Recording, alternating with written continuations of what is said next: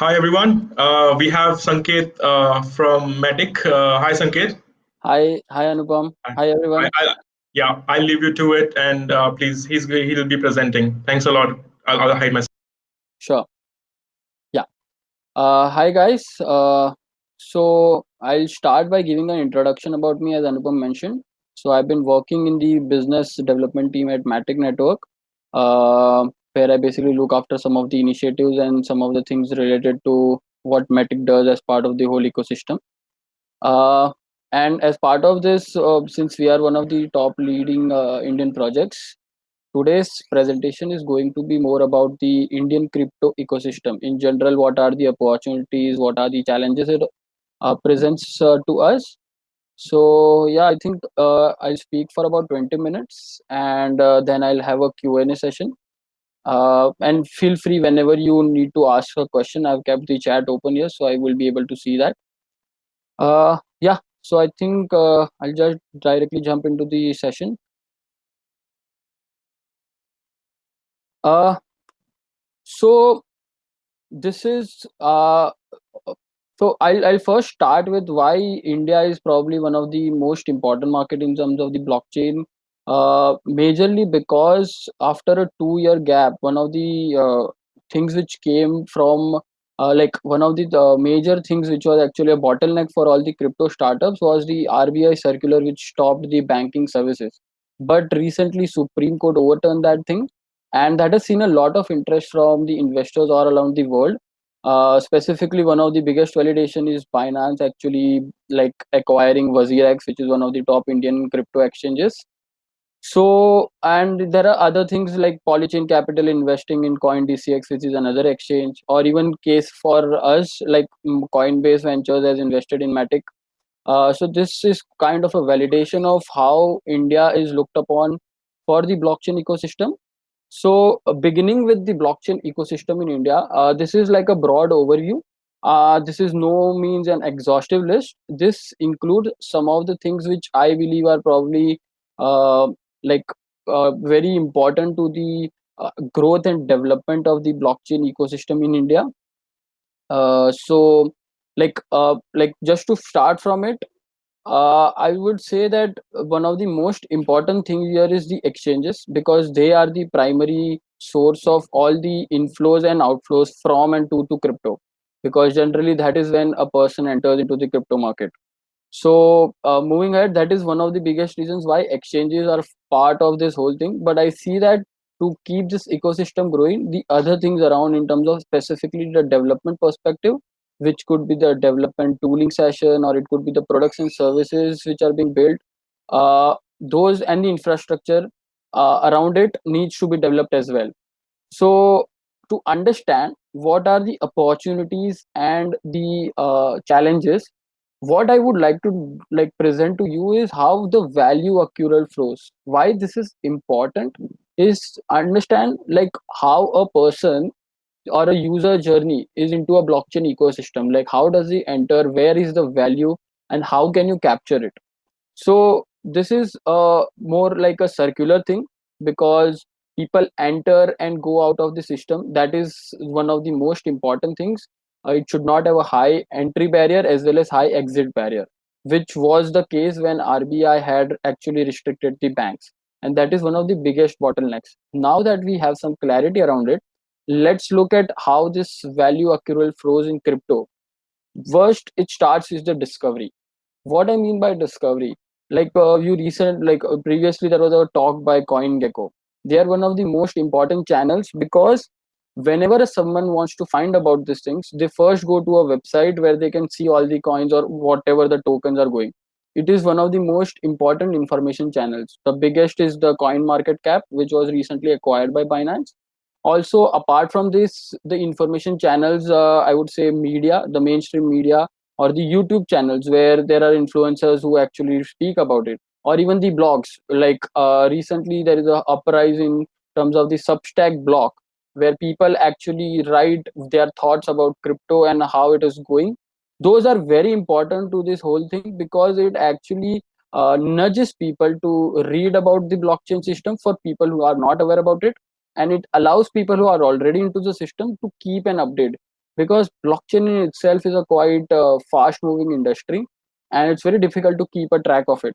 Like I personally sometimes find it very hard, even though I'm working in a crypto company, to keep update on the development. And this is why this discovery is very important, because from there, that is when you first that is what the potential market becomes for you. That is where the acquisition comes in. So when I mean by acquisition, this is by acquisition here I would define is someone who is actually trying to acquire or purchase the tokens, because being a part of this whole ecosystem requires you to be invested into it.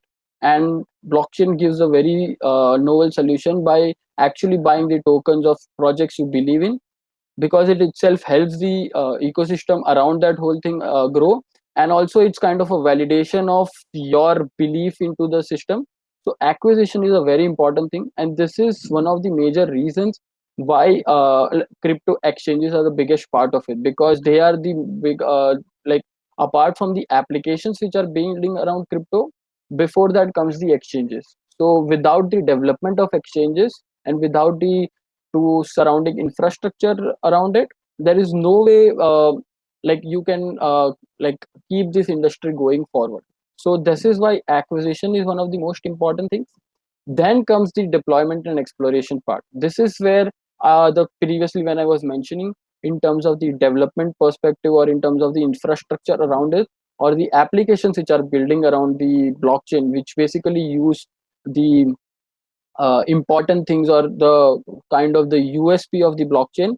Like one of the most important things is the DeFi, the decentralized finance ecosystem, where basically they try to build more of the legacy products onto the decentralized platforms and in a more distributed and a decentralized way.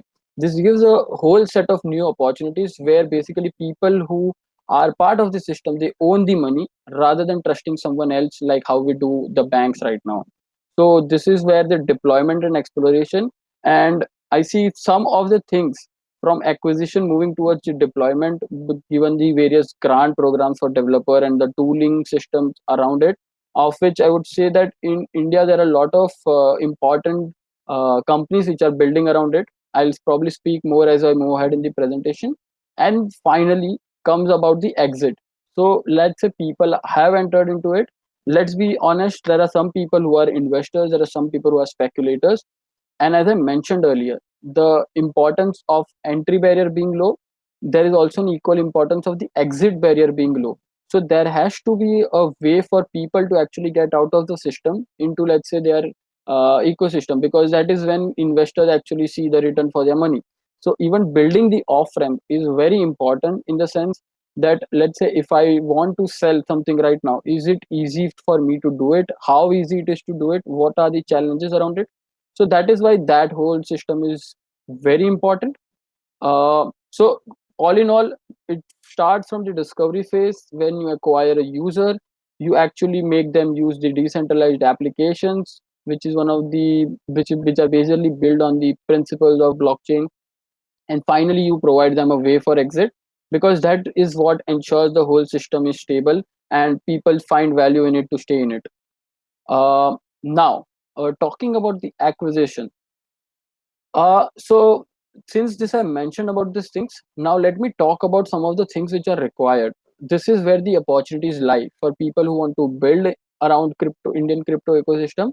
The first thing is part of the infrastructure acquisition is the cryptocurrency exchanges. They are no doubt one of the most important things, because right now if you see the if someone wants to enter into the crypto space, they can do by actually going to an exchange and buying their coins or buying whatever the tokens they believe in. And if they want to use something, they can use those tokens. Let's say they want to use the decentralized stablecoin DAI, they can go to an exchange and buy. Without that, there is no way to there is no way right now to enter this. So that is why they are the most important pieces of infrastructure. But there is another way, uh, fiat on ramps. What this is basically, for all the decentralized application, it is kind of a very big bottleneck to actually go to an exchange, ask them to buy tokens, and then use it for their applications. It's kind of a very bad user experience. So there are solutions which are being built around this. Like one of the most important ones which comes to my mind is the Transact. It's backed by Consensus. What they do is they provide a widget where basically you can convert any kind of fiat currencies to any kind of tokens just with a button, one click button. So it's like a very fast once click checkout, where this actually helps people who want to use the applications, the decentralized applications, and convert their fiat currencies like Indian rupee to the tokens of their liking. So these are currently being built around it, and I feel that this is one of the most important things to make it quite user friendly to buy and sell tokens. The third most important thing of the acquisition infrastructure is the remittance part. So remember that India is one of the biggest market for the inward remittances. Remittances is basically sending money across borders, and the way Bitcoin has been, or a Bitcoin or cryptocurrency, it's a borderless thing. It does not have physical boundaries. It is being traded all around the globe. That is why it's a very simple use case for a remittance, because this actually has like potential to change the whole remittance market, which is being controlled by most of the banks right now. In fact, one of the most important projects which is being built around it is Incento. Uh, it basically, what it does is it allows you to send money across borders using crypto on the backend side. For so as a user, you do not have to worry about what you are doing on the backend. It happens using crypto, majorly through the liquidity which is being provided for the exchanges which are traded, and on the various fiat pairs which we are traded.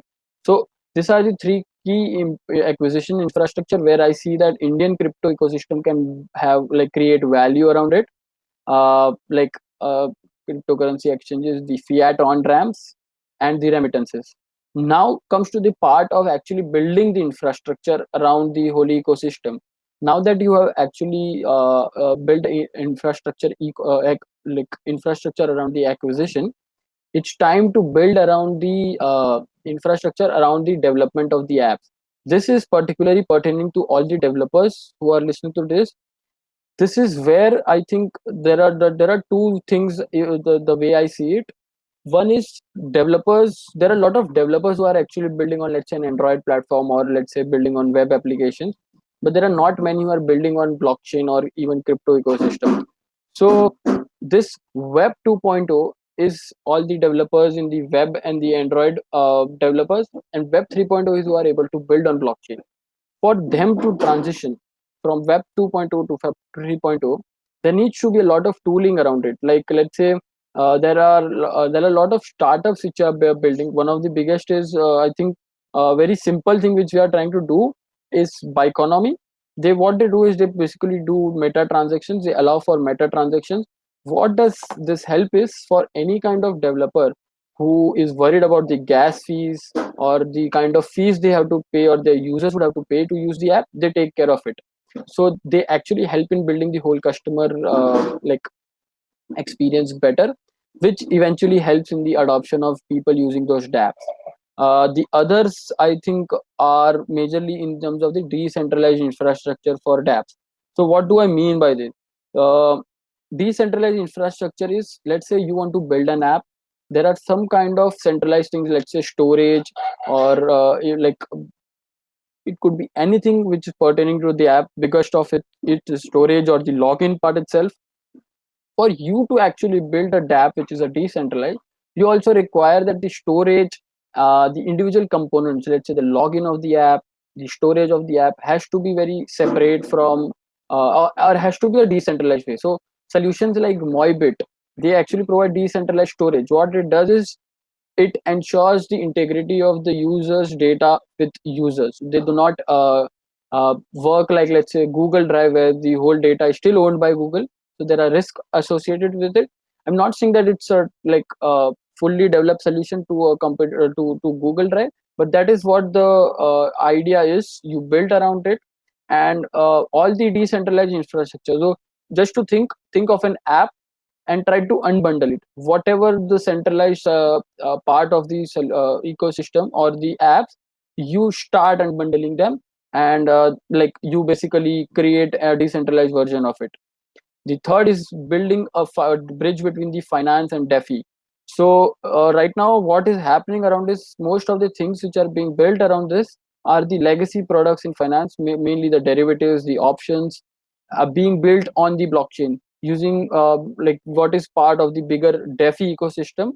To for specifically for Indian crypto, I think one of the major thing is the INR stable coin. There are few which are being built around. One of them is also being built around Matic. The other is the DeFi emulating the financial products, which is basically the way the derivatives. So right now for derivatives, you like let's say relies on a centralized party, but there are like a lot of financial products which are being built. One of the biggest is the Instad app, which is from India. They are building a lot of things around DeFi, and they're also providing a building blocks for people to build around it.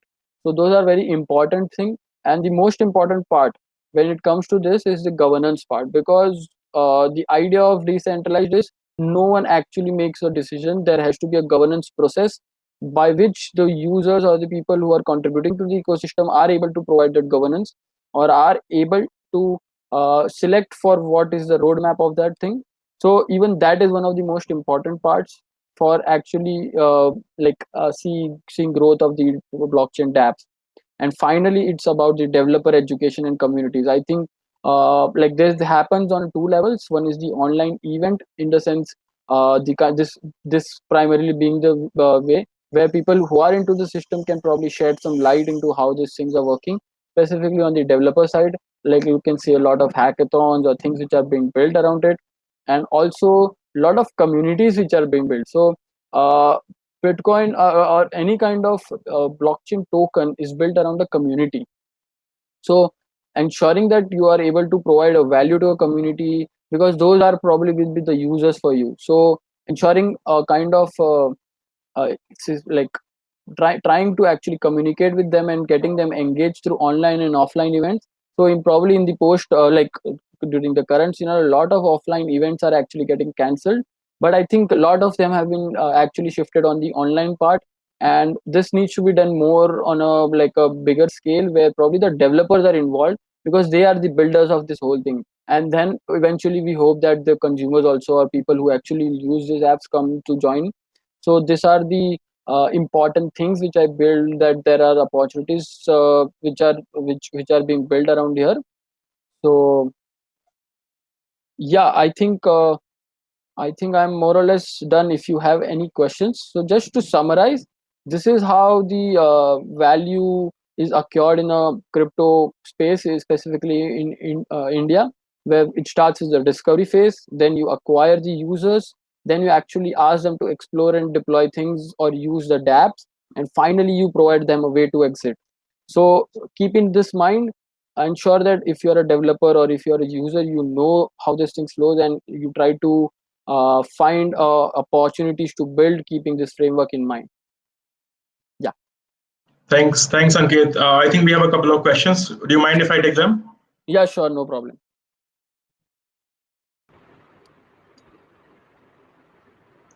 Ankur, you have a question? Oh, I am sorry, I didn't know I'm visible. So, my question would be, what kind of INR stable coins, and what is the governance, and what kind of development you see happening in the future?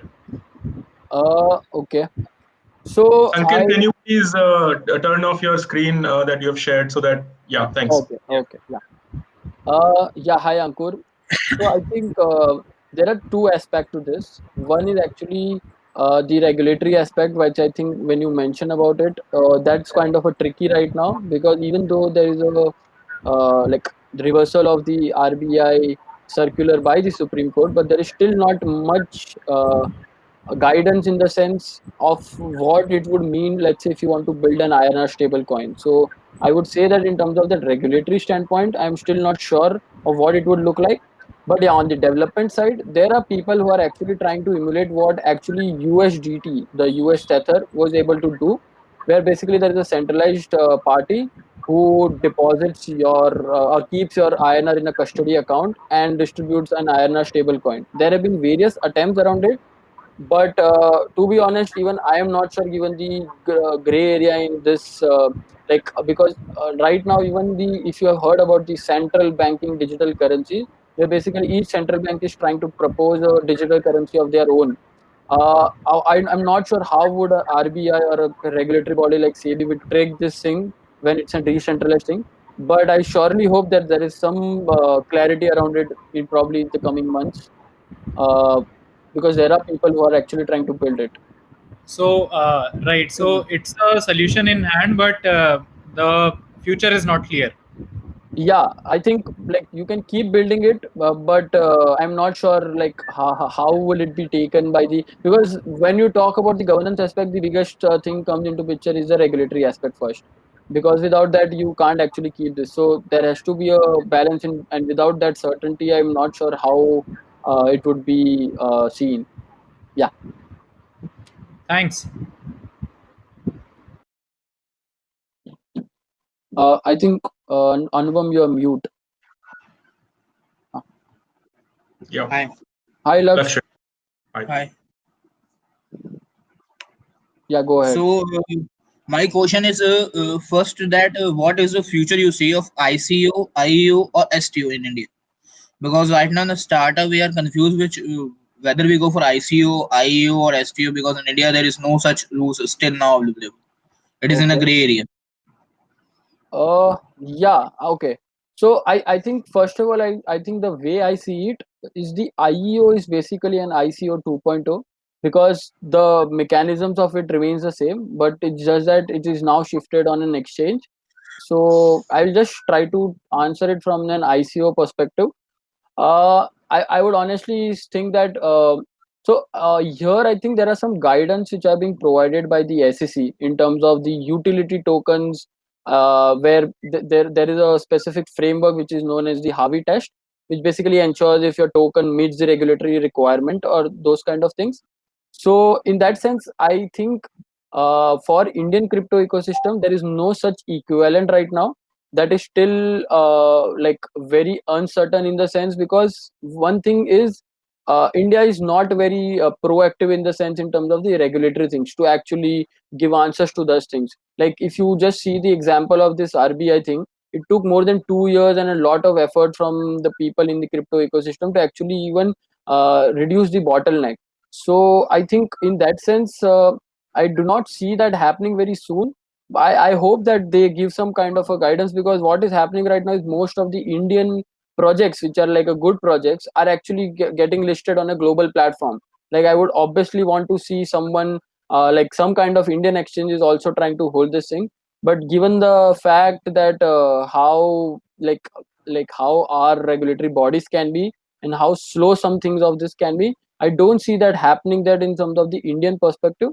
Although I would surely suggest that most of the global exchanges which are trying to do for any kind of crypto projects who want to do an ICO or IEO or like STO, probably go do it on a global level.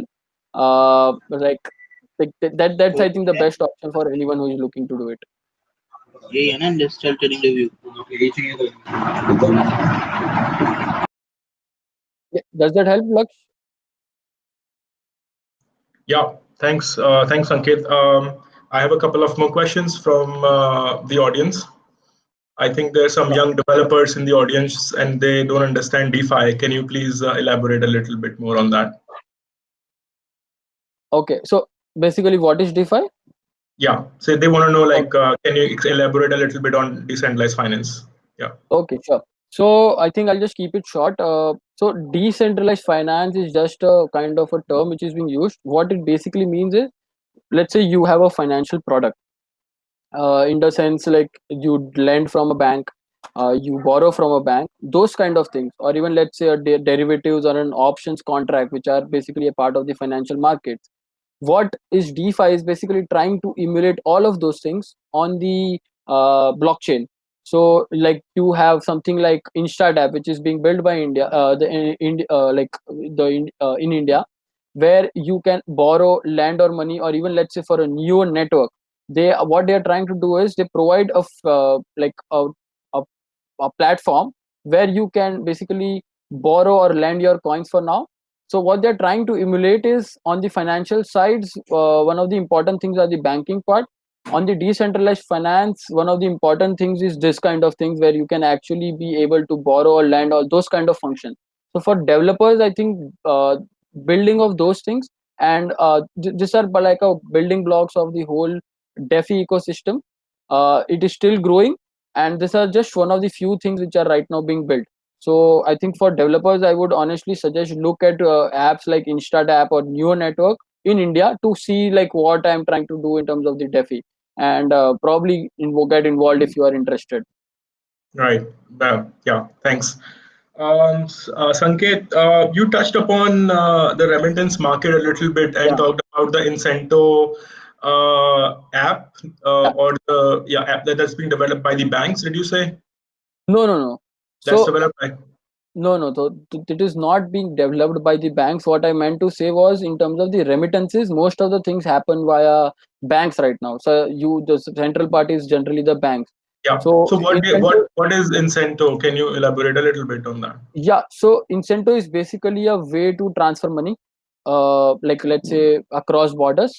But the way they do is they use the crypto ecosystem on the back end. Even I am not entirely sure because they have not yet been like came out of their beta mode.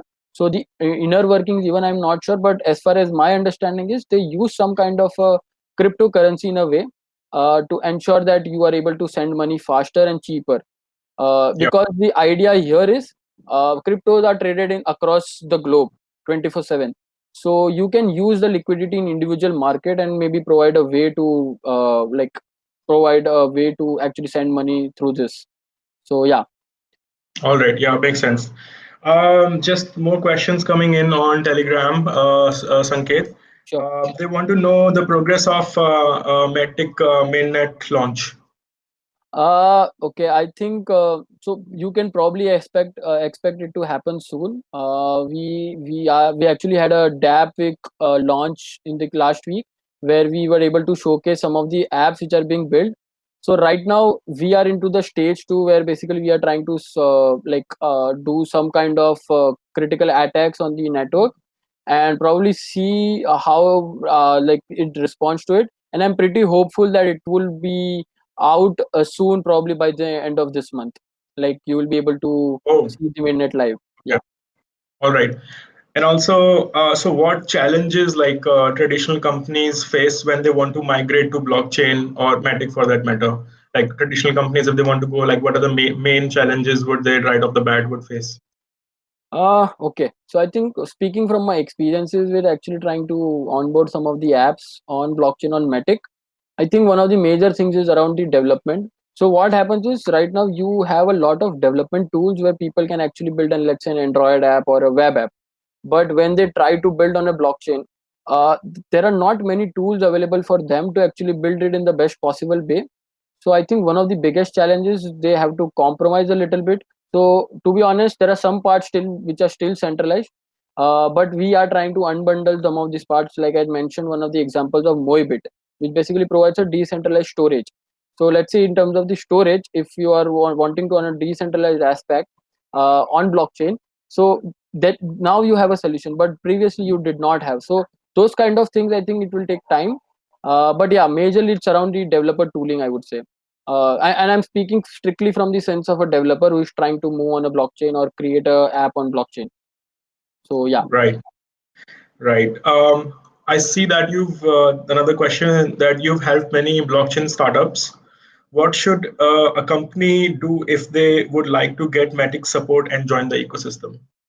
I think the best way is to reach out to us, because right now like we try to entertain as much more, especially if they are from India. We would absolutely love them, and we help them with all the kinds of thing in terms of, let's say, even if they want to launch their business, like understand their business model or understand what kind of marketing assistance they would require or any kind of help. Yeah. So like we provide it for any projects to come to us, but if it's from India, we would absolutely love it. Like, so the best way I think is to reach out to us on like via Matic website or even Telegram or wherever you can. That's the best way, I think. Yeah. Just we'll take a couple of more from here, Airmates. So some general questions like around dApps only. What are the skill set for developers to work on dApps? I don't think so. It requires any special kind of skill set, but yeah, I Yeah. think a basic understanding of blockchain is the most important thing, because you need to understand that they are a little different from the apps which you see, in the sense that they are decentralized. So if you have an understanding, or if you know the importance of that, so I think that helps. But in terms of like having the skills, I don't think so. Any specific you require any different kind of skill set, because right now most of the things which are being built considering like someone is trying to transition from a web 2.0 to web 3.0. But yeah, in Exactly. terms of the kind of toolings which are provided for developers for web 2.0 compared to a web 3.0 that are being built, so I think that can be a challenge. But yeah, I think that happens eventually, so that can be like Yeah. solved. Yeah. Yeah. And just one last question that I have asked the previous speaker else also, and I'm going to ask every speaker one question. So the halving is upon us. Uh-huh. What is your expectation with regards to the price? What do you expect